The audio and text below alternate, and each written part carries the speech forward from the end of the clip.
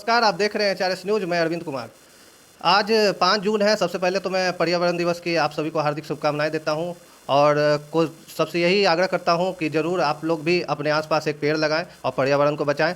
जैसा कि पर्यावरण से बात करें तो कहीं ना कहीं ये मामला ज़मीन से, पर्यावरण में हमारा ज़मीन भी आता है और ऐसा ही एक मामला ज़मीन का हमारे पास आया हुआ है। आप देख सकते हैं कि 2 बुजुर्ग लोग हमारे साथ बैठे हुए हैं।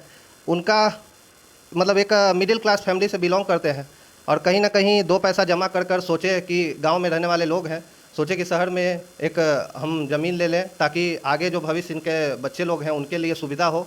लोग शहर की ओर जैसे जैसे आ रहा है तो सारा बच्चे लोग का कामकाज इनका शहर में है। इन्होंने सोचा कि ज़मीन हम शहर में लें ताकि बच्चों को सुविधा हो और शहर में हमारा एक घर बसे। लेकिन उनके साथ क्या हुआ है मामला, वो हम इनसे सुनेंगे। जिस ब्रोकर से इन्होंने ज़मीन खरीदा, आजकल ज़मीन एक तो डायरेक्ट मालिक से मिलता नहीं है। जैसे सरकार बोलती है कि डिजिटल इंडिया बना रहे हैं, सारा चीज़ ऑनलाइन कर दिया जा रहा है, रेट वेट सारा ज़मीन का, फिर भी यहाँ पे आप देख सकते हैं बिहार में कि बिचौलिया लोग बढ़ते जा रहा है। कोई भी ऑनलाइन डिजिटल इंडिया अभी काम नहीं करा। यहाँ पे बीच के ब्रोकर लोग के द्वारा ही ज़मीन लेना पड़ा है और इसका भी कहीं ना कहीं सरकार का ये कहा जाए इसमें कमज़ोर है सिस्टम, तो इसके कारण ये भी हो सकता है। और ब्रोकर द्वारा जिस ब्रोकर के द्वारा इन्होंने ज़मीन खरीदा है, वो ब्रोकर क्या किया है, इनसे सारा पैसा लेने के बाद, और मालिक भी साथ में शामिल थे उसमें। ऐसा नहीं है कि मालिक ज़मीन मालिक को ये बिना जानकारी के ये कि सारा चीज़ हुआ है। ज़मीन मालिक के समक्ष सारी बातें हुई, सारा पेमेंट हुआ है और उसके बाद सारा पेमेंट हो जाने के बाद इनको कहा गया कि नहीं, ज़मीन हम नहीं लिखेंगे। अब क्या कारण है क्या नहीं, हम इन्हीं से सुनेंगे और उसके बाद हम आपको बताना चाहेंगे। नमस्कार चाची, क्या नाम हुआ आपका? मेरा नाम सप्तवती देवी। कहाँ की रहने वाली? हम लोग हैं बड़बीघा के। बड़बीघा के।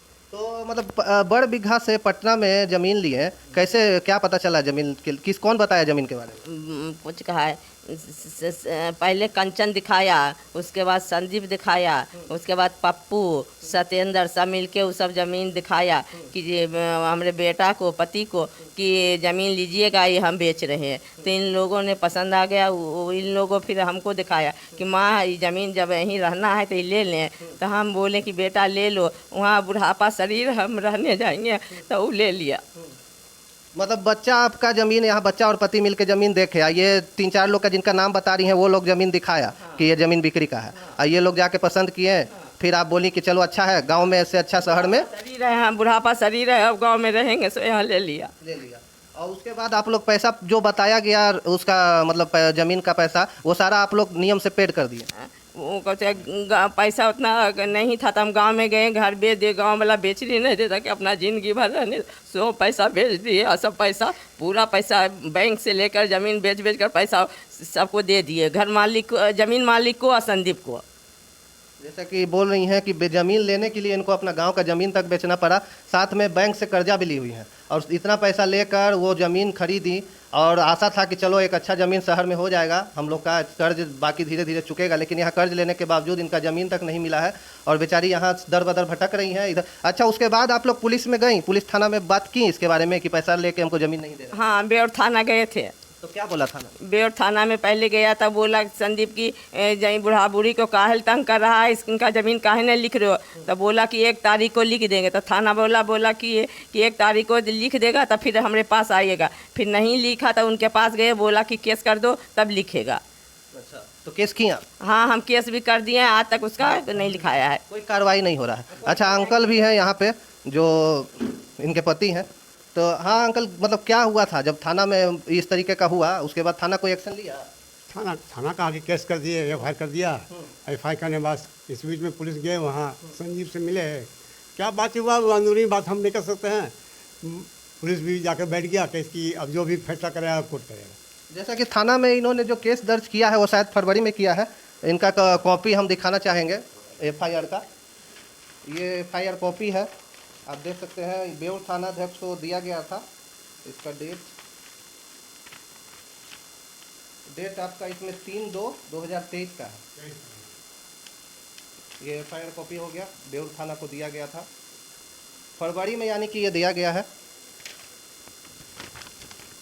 फरवरी में, ये दिया गया है आवेदन। एफआईआर दर्ज हो चुका है, मामला कोर्ट में भी जा चुका है। उनके बेटे हुए क्या नाम हुआ आपका? मेरा नाम मुकुल कुमार उर्फ मितेश कुमार है। अच्छा, तो ये जो आदमी है क्या नाम है, दुबे? संजीव कुमार दुबे। हाँ, तो सर- ये जो आप जाते हैं, पुलिस जो बोलना है कि पुलिस का कि मतलब हम जाते हैं वो घर पे मिलता नहीं है, मौजूद नहीं रहता है, तो अभी आप लोग को क्या पता है वो बाहर है या यहीं? डेली घर पे खाना पीना खाता, पुलिस जाती है, चाय पी करके चली जाती है उसके घर पे। और उसके भतीजा जो है ना पुलिस डिपार्टमेंट में कोई पोस्ट पे है, बॉडीगार्ड किसी के अंडर में है, वो फ़ोन कर दिया है थाना में, जिसके कारण से पुलिस कोई कार्रवाई नहीं कर रही है। और पुलिस का उसकी जो संजीव कुमार दुबे की जो बीवी है और रानी देवी, वो घर में हमेशा रहती है। बाबूजी दुधेश्वर दुबे हमेशा एनी टाइम घर पे रहते हैं, फिर भी थाना पुलिस कहती है कि हम क्या करें, हम नहीं पकड़ सकते हैं। अपने आप को बहाना करने की रास्ता निकालती है पुलिस। अच्छा, शुरू में जैसा कि संजीव कुमार दुबे जो है वो आपका मतलब ज़मीन लिखने का जो वादा किए, तो कैसे विश्वास हुआ आपको उन पे कि मतलब ये पेमेंट लेने के बाद हमको लिख देंगे? वो कहते थे कि 4 दिन में लिखा जाएगा, 5 दिन में लिखा जाएगा। 4 दिन 5 दिन करते करते उन्होंने 1.5 साल 2 साल खींच दिया। इवन कि हम अगले साल 2022 में ही मार्च में हम एक एप्लीकेशन जाकर के बेउर थाना में दिए थे।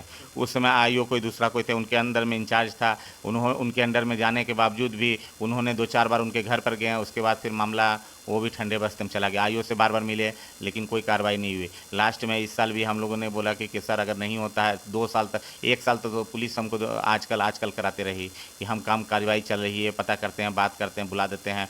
और जब मम्मी पापा जाएँ तो फ़ोन करे पुलिस के थाना प्रभारी कि भाई क्या हुआ जी, इनका काम क्यों नहीं हुआ, तो फिर भी कोई कार्रवाई नहीं हो, सिर्फ फ़ोन कर दे बस हो जाए। संजीव कुमार दुबे बस अपना बोल दे, खाना पूर्ति कर दे, उसके बाद काम खत्म हो जाए। लेकिन कार्रवाई पर कोई विचार नहीं। कार्रवाई कुछ आगे नहीं बढ़ रहा है, कुछ नहीं, बस वही है, आप जाते हैं वो कहते हैं कि ठीक है हम जाते हैं, कार्रवाई करती है, घर जाते हैं वो मिलते नहीं हैं, वो आपको कह देते कि हम घर गए नहीं मिले। घर गए नहीं मिला है। हाँ, और प्लस जाकर के घर में ही सारे परिवार, इवन की जाकर के झोपड़ी उसकी के घर के पास ही एक अपना खरीदगी ज़मीन पे एक झोपड़ी नुमा बना रखा ऑफिस, उसी में डेली पार्टी वगैरह चलते रहता है। अभी भी मतलब वो लोग पार्टी वहाँ करते हैं? हाँ, पूरा डेली दिन रात पार्टियां करते हैं वो लोग, दिन रात पार्टियां करते हैं। तो जैसा कि देख सकते हैं, एक तरफ बिहार सरकार जहां बोलते हैं कि प्रशासनिक व्यवस्था को हम मजबूत कर रहे हैं, यहां नए डीजीपी आए हैं, अब बड़े बड़े अधिकारी आ रहे हैं जो पुलिस प्रशासन पे सख्ती बरतेंगे, थाना को जो इस तरह के लापरवाही करते हैं उन पे सख्ती बरता जाएगा। और फिर भी आप देख सकते हैं कि यहाँ पे एक आदमी, 2 बुजुर्ग लोग, दो आप देख सकते हैं कि बेचारे इन लोग सोचें कि एक शहर में हम ज़मीन खरीदें, क्या इनका यही गलती था कि हम अपने बच्चों का यह भविष्य देखकर ये सोचे कि यहाँ पे एक ज़मीन खरीद कर हम वहाँ पे घर बसाएं? तो लोग अब ये भी सोचना बंद कर दें। और थाना एक आदमी को मतलब उसके घर से पकड़ने में क्या इतना मजबूर है कि उसको एक आदमी नहीं मिल रहा है, जबकि वो वहाँ का स्थायी निवासी है। होता कि चलो रेंट पे है या बैचलर रहा है तो भागने का, अगर वो नहीं है उसका परिवार तो मौजूद होगा वहाँ पे, वो अकेला रहता है कि पूरे परिवार के साथ? परिवार के साथ रहता है, उसके भाई है संजय कुमार, वो रहता है, भतीजा रहता है, बाबूजी रहते हैं, उसकी पत्नी रहती है, वो अपने रहता है। दोपहर में वो अपनी झोपड़ी में चला है, बगल में एक ज़मीन है, वहीं झोपड़ी में बैठा हुआ रहता है, वहीं पे पार्टी वगैरह करता है, 2-4 लोगों के साथ मिल करके पार्टी करता है और उसके बाद फिर जा करके। तो देखिए, जैसे कि पूरे परिवार के साथ है, अगर वो पुलिस कहती है कि हम जाते हैं वो नहीं हमें मिलता है, तो उसका परिवार वहाँ मौजूद है। आप किसी परिवार को पकड़िए, उनको लाइए, उसके भाई मौजूद हैं, उनके, जबकि उनके भाई ही इनके साथ बदसलूकी किए हैं, गाली गलौज किए हैं, मारपीट किए हैं। जो संजय दुबे है उनके सुनने में आया कि उन्हीं का भाई आपके साथ हाथापाई किया है। हाँ, हमारा छोट बेटा को कंधा पकड़ पकड़ के मारा, हमको भी बहुत गाली दिया, तेरी माई को, बहन को। और उसके बाद वो जाते थे, अब जाना छोड़ दिए हैं। हम लोगों को भी कहा मारा, तो इसलिए हम वहाँ दरवाज़ा पर छोड़ दिए जाने के लिए। नहीं तो जाड़ा में ठंडा में बराबर उसके दरवाजा बोलता था कि उसके घर वाली कि चाची ठारो हम 4 दिन में लिखा, आज तक नहीं लिखाया है। बताइए, तो ऐसा मतलब सिस्टम है। एक तो उसका भाई इस तरीके का धमकी दे रहा है, ऊपर से मारा पीट भी, बुजुर्ग के साथ हाथापाई किया है। क्या सोच होगा उन लोग का, आप समझ सकते हैं। और जब पुलिस कह रहा है कि वो मौजूद नहीं है, उसका भाई सबसे ज़्यादा बड़ा दोषी वो है जो इनके साथ हाथापाई किया, कम से कम उसको तो आप अरेस्ट कर सकते हैं। तो पुलिस का लापरवाही इसमें आप साफ देख सकते हैं। और हम यही कहना चाहेंगे कि बिहार सरकार मुख्यमंत्री को और जो हमारे डीजीपी हैं, जिन पे विश्वास करता है पूरा जनता की, वो पुलिस सिस्टम को कंट्रोल में लाएंगे और वो एक सख्ती बरतेंगे ताकि पुलिस प्रशासन में जो ये करप्शन हो रही है वो बंद हो। लेकिन कहीं ना कहीं इस चीज़ में अभी भी लापरवाही बरती जा रही है और ऐसे ऐसे लोग परेशान हैं। देख सकते हैं, एक बूढ़ी माँ अपने बच्चे का ज़मीन खरीदने के लिए भी अब लोग मतलब सोचना पड़ेगा। अगर इस तरीके का मामला लगातार आएगा तो आगे कोई भी माँ बाप अपने बच्चे के उज्जवल भविष्य के लिए कुछ आगे नहीं सोच पाएंगे और कहीं ना कहीं लोगों के अंदर से एक मानवता और इंसानियत पर से भरोसा उठता ही जाएगा। कहीं ना कहीं एक भरोसा विश्वास था इंसानियत पे, तभी इन्होंने उतना पैसा जमा किया, कर्ज ले लिया बैंक से कि हम चलो भाई दूसरा ज़मीन खरीद के अपने बच्चे का लाइफ सेटल कर देंगे। लेकिन फिर भी वो पैसा भी इनका बेकार चला गया। वो आदमी पैसा लेके भी ज़मीन नहीं लिखने को तैयार है और उल्टा इन्हीं को धमकी दे रहा है कि जहाँ तक तुम जाना है जाओ, कुछ मेरा नहीं बिगाड़ सकती हो। तो ये बुजुर्ग लोग कहाँ तक जाएंगे, देख सकते हैं इस उम्र में ये कहाँ तक भाग दौड़ करेंगे। जहाँ तक हो रहा है कोशिश कर रहे हैं, बस गुहार लगा रहे हैं। तो बिहार सरकार अगर थोड़ा सा इंसानियत मानवता बचा है और बिहार पुलिस में, तो हम यही उनसे अनुरोध करेंगे कि थोड़ा सा इनका आप एज उम्र देख कर भी लिहाज करें और कोशिश करें कि इन जैसों के साथ आप अन्याय ना करें।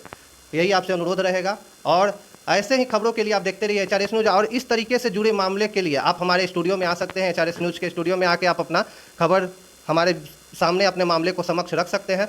और ज़्यादा से ज़्यादा इस न्यूज़ को शेयर करें ताकि बिहार पुलिस और हमारे बिहार सरकार तक यह मामला पहुँचे और वो लोग जल्द से जल्द इस मामले पर संज्ञान लें। धन्यवाद।